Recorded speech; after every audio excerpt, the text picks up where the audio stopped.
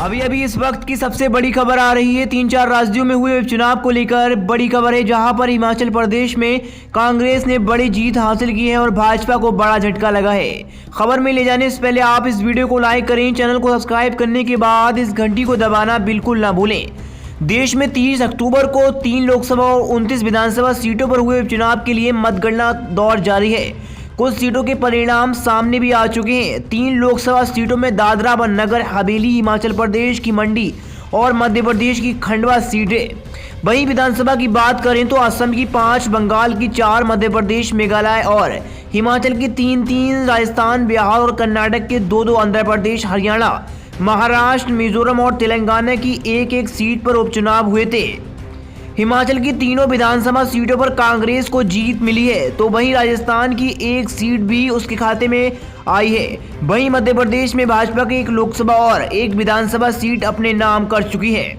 बता दें, मिजोरम में एमएनएफ जीती है। टीएमसी ने बंगाल की 4 सीटों पर जीत दर्ज की है। हरियाणा की एलनाबाद सीट इलोनी के खाते में आई है।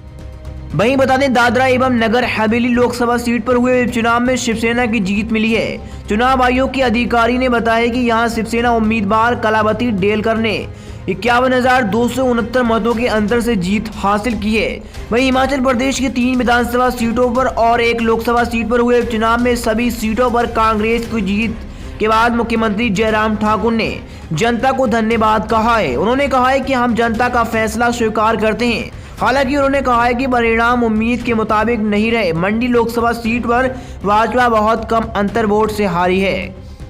वहीं आपको बता दें, हरियाणा की इलाहाबाद विधानसभा सीट पर हुए उपचुनाव में इनेलो ने जीत दर्ज की है। इनेलो उम्मीदवार अभय सिंह चौटाला ने भाजपा के गोविंद कांडा को 6700 अधिक मतों के अंतर से हराया है। वहीं आपको बता दें, हिमाचल प्रदेश की 3 विधानसभा सीटों पर हुए उपचुनाव में कांग्रेस की सभी सीटों पर जीत से पार्टी कार्यकर्ताओं में खासा उत्साह है। इसे लेकर पार्टी कार्यकर्ताओं ने कांगड़ा में जीत का जश्न मनाया। वहीं आपको बता दें, तेलंगाना की 1 विधानसभा सीट हुजूराबाद पर हुए उपचुनाव की मतगणना जारी है। फिलहाल यहां से भाजपा उम्मीदवार इटाला राजेंद्र आगे चल रहे हैं। राजेंद्र के आगे निकलने की खुशी में भाजपा कार्यकर्ताओं ने हैदराबाद में जश्न मनाया। वहीं आपको बता दें, कर्नाटक की हंगल विधानसभा सीट पर कांग्रेस को जीत के बाद प्रदेश कांग्रेस अध्यक्ष डीके शिव कुमार ने खुशी जताई है। उन्होंने कहा है कि राज्य की जनता की इच्छा है, लोग बदलाव की ओर आगे बढ़ रहे हैं। यहां की सिडंगी सीट पर हुए उपचुनाव में भाजपा को जीत मिली है। वहीं आपको बता दें, मेघालय की 3 विधानसभा सीटों पर हुए उपचुनाव के अंतिम नतीजे आ चुके हैं। यहां एनपीपी नेशनल पीपल्स पार्टी ने 2 और यूडीपी ने 1 सीट पर जीत हासिल की है। यूडीपी के खाते में फॉप लॉन्ग सीट आई है, तो एनपीपी ने मोरिंग किंग और राजबाला सीट अपने नाम की है। वहीं आपको बता दें, पश्चिम बंगाल की 4 सीट पर विधानसभा सीटों पर हुए उपचुनाव में सत्ताधारी तृणमूल कांग्रेस यानी टीएमसी ने सभी सीटों पर जीत हासिल की है। यहां की दिनहाटा, शांतिपुर, खरदाहा और गौसावा विधानसभा सीट पर उपचुनाव हुए थे। सभी सीटों पर दूसरे स्थान पर भाजपा रही।